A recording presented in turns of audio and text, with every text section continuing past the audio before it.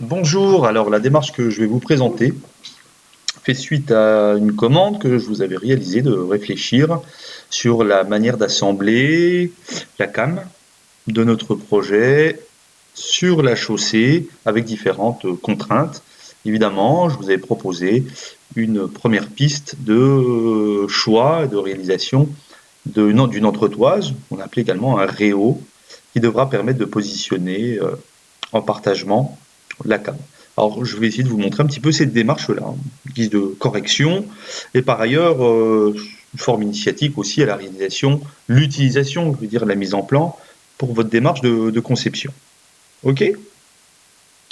Donc là, l'idée globale, hop, l'idée globale, tout de même, hop, c'est d'avoir une réflexion sur différents choix que vous serez amené à faire. Donc en l'occurrence ici, on identifie la cam, pardon, la chaussée. Ok, la cam, déjà un premier choix pour l'instant, 1 mm d'épaisseur, ça pourrait être 1,2, 1,3, on verra par la suite. Et entre la chaussée et la cam, nous allons devoir interposer, donc ce que j'ai mis ici en rouge, ou du moins la moitié de la représentation, une entretoise ou un réo qui permettra de positionner en hauteur, donc en partagement, cette cam. Mais comment est-on arrivé à cette démarche-là pour finalement, in fine, obtenir donc notre EO avec les différentes dimensions? Alors, je précise, aucune tolérance pour l'instant, ce sera l'objet de cours qui viendront par la suite. Ok, c'est parti. Donc j'ai réalisé sommairement, rapidement, l'assemblage qui vous avait été demandé dans notre première partie d'études, lors de l'objectif numéro 2. On retrouve notre plaque additionnelle, ici. OK. J'ai mis ici deux alaisages qui vous permettent de réaliser le centrage. Je n'ai pas réalisé le maintien en position, c'est pas hyper utile dans un premier temps. Et nous retrouvons ici notre roue des heures avec le tenon des heures pour notre heure décentrée. OK. Nous avons la chaussée qui est là et nous souhaitons donc réaliser l'assemblage entre les deux, entre cette pièce et une pièce que je vais importer, qui est la cam que j'ai réalisée par ailleurs. Donc regardez la vidéo précédente sur la réalisation des cams. Alors je vais insérer ce composant. Hop, insérer composant. Alors je ne l'ai pas dans les différents documents ouverts, donc je peux aller le rechercher. Pas un souci. Si je ne l'ai pas perdu quelque part. OK. Ma cam, rayon intérieur 1,5, chute 2 mm pour une rétrograde à 120 degrés. Ok, c'est pas long du tout. Pop, pop, pop. Voilà, très bien. Donc, nous retrouvons ici la cam. Alors, je vais déjà la mettre un petit peu en position, de manière à pouvoir définir sa contrainte plus facilement. Alors là, pour l'instant, ma cam est dans l'assemblage. Oh, ça rame. Ok. Déplacer le composant, rotation. Je mets un petit peu en position comme ceci. Super. Et je vais définir une première contrainte de coaxialité entre la chaussée, contrainte. Hop, entre la surface cylindrique ici et l'alésage. S'il disparaît pas, hein. Je valide. Qu'est-ce que ça me dit? Ah, elle est là. Formidable.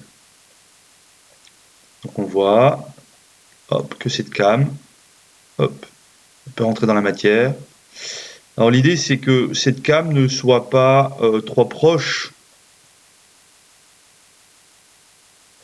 Lors de sa rotation, elle ne devra pas toucher la plaque additionnelle. Il nous faut un petit débat, un jeu entre les deux.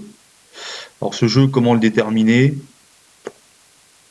Allez, je vais aléatoirement dans un premier temps, puis on verra ce que ça peut donner.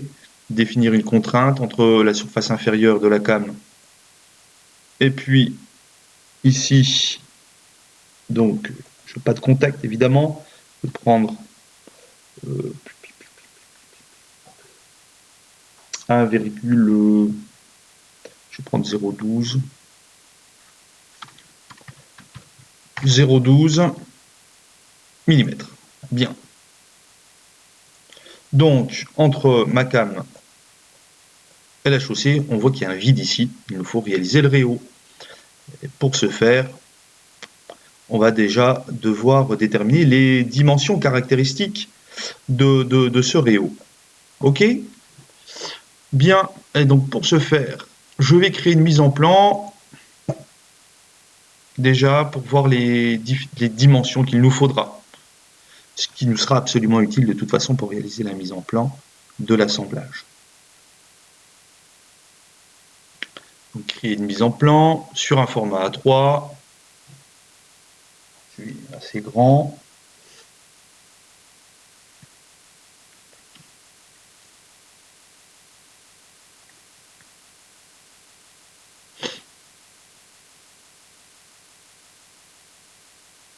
OK, vue arrière. Je l'insère. Là, j'appuie sur la touche échappe pour sortir des différentes vues qui pourront me proposer. Ensuite, pour se mettre un petit peu en position, espérons que ça ne bug pas trop quand même, parce que voilà, ça va bien le faire. Petite rotation, hop, moins 90 pour le mettre horizontalement, appliquer, OK. Alors, la tige de remontoir et la couronne ici vont un petit peu m'ennuyer, je vais les enlever. Je vais avoir que mon mouvement. Clic droit, propriété, montrer, cacher des composants, et je clique sur ces deux composants, ils vont prendre de la place, appliquer, hop, et bing, ça disparaît. Bien, alors nous sommes ici à l'échelle 2, changer l'échelle, à l'échelle 5 par exemple, un peu plus lisible. OK, et je viens réaliser une coupe par le plan médian. Disposition des vues, vue en coupe. Différentes choses nous sont proposées ici. Je prends une ligne de séparation horizontale, ce sera fort pratique. Je viens cliquer au milieu, je valide. Assurage automatique, il n'y a pas de visserie a priori, inverser la direction dans le sens de la coupe, d'observation de la coupe, pas bien. Alors, il ne voudra pas parce qu'il y avait la tige de remontoir qui devait un petit peu nous ennuyer, mais c'est pas grave. Allez voir. Hop. On réglera ça plus tard. Ma ligne de coupe, je la fais un peu plus grande. Vous allez voir, ça va bien se passer. Il n'a pas voulu se connecter. Elle n'était pas encore assez grande.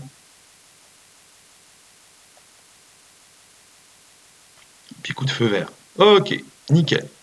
Et donc là, j'ai mon plantage, vite dessus, j'ai mon partagement. Ouais, nickel. Alors là, c'est pas hyper lisible quand même si on regarde comme ça.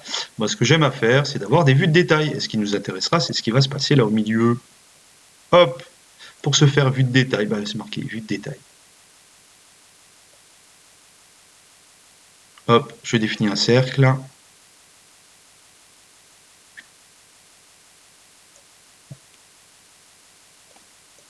Hop, je vais le mettre sur cette partie-là.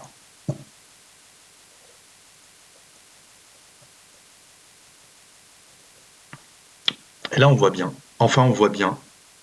Je pense qu'on voit bien. Est-ce que vous voyez bien? Alors, je sais que vous aimez bien mettre comme ça avec ce type d'apparence. On retrouve bien ici la chaussée, la cam que j'ai positionnée à 0,12. OK. Donc, si vous vous sentez un peu plus à l'aise de manière à pouvoir identifier les différentes pièces, utilisez cela. Alors, moi, je ne vous cache pas qu'au bout d'un certain moment, on voit tout aussi bien comme ceci.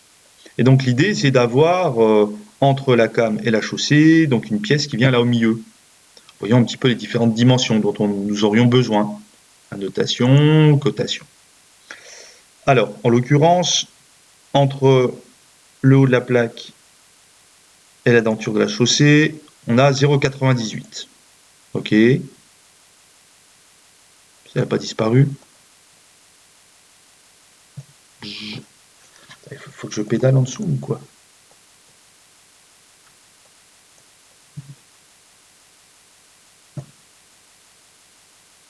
Allez, 0,98 a disparu, il est passé où? Ça d'avoir des ordinateurs. Enfin bref. Ok. Donc le 0,98, nous l'avons ici. Entre les deux. Donc ce qui veut dire que si on rajoute notre EBA, un EBA de 0,12, vous allez comprendre pourquoi j'ai pris 0,12. Donc du coup, la hauteur de notre entretoise, ça nous fait un compte rond de 1,10. Pas trop mal.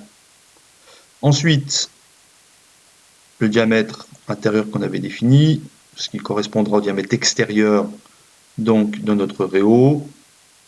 Diamètre ici 1,39, assez rapidement. Et puis une forme extérieure tout autour, et grâce à cela, ça m'a permis d'avoir, hop, il était là. Ça m'a permis d'avoir un petit peu tout ça, et de commencer à dessiner cette forme-ci. Donc en l'ayant en tête, hop, je l'extrais, on n'a que la représentation de l'élément, en sachant, petit détail, je le fais un petit peu dépasser d'un dixième aussi, pour s'assurer de bien assembler la cam, et je viens réaliser aussi un petit chanfrein sur la partie supérieure ici, pour faciliter aussi cet assemblage. Ok, donc là, cette vue, on ne la perd pas, on va la conserver, parce que si on a une vue de détail ici, on pourra en réaliser sans doute d'autres qui nous seront utiles pour la suite. Donc, j'ai envie de dire, on va la laisser de côté, et nous allons réaliser le réau. Hop, parti. Forme de révolution. La hauteur fait 2,2. Diamètre extérieur maximum, diamètre 3.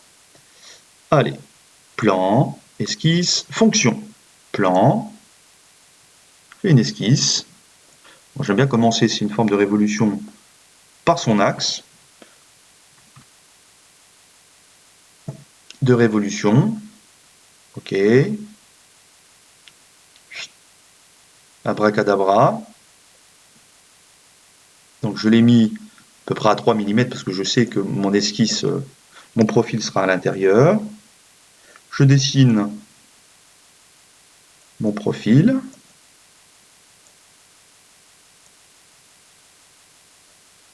Globalement,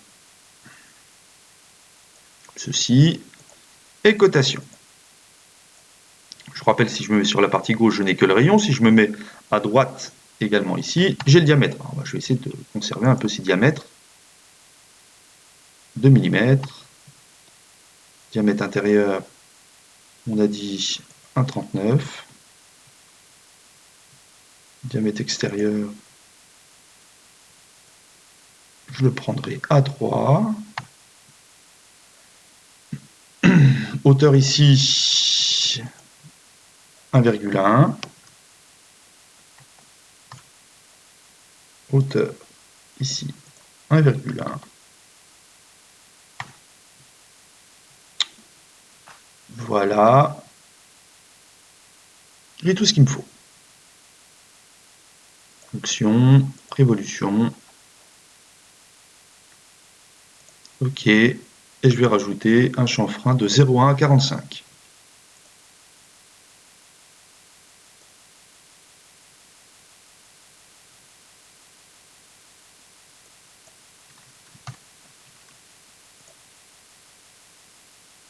Parfait. J'enregistre. Et je vais l'appeler Réo.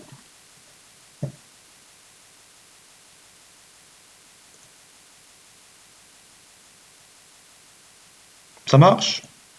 Voilà, le réo est réalisé. Maintenant, il nous reste à assembler le réo dans l'assemblage, précisément. Et en fait, je vais m'y prendre un petit peu autrement. Là, je voulais vous montrer un petit peu la démarche pour son dimensionnement. Mais dans la prochaine vidéo, vous allez voir que je vais m'y prendre un petit peu autrement pour faire cet assemblage. Et ça nous sera fort utile aussi au niveau des rendus. Donc, je vous quitte déjà pour cette vidéo. Première partie. on se rejoint dans la deuxième partie. Merci.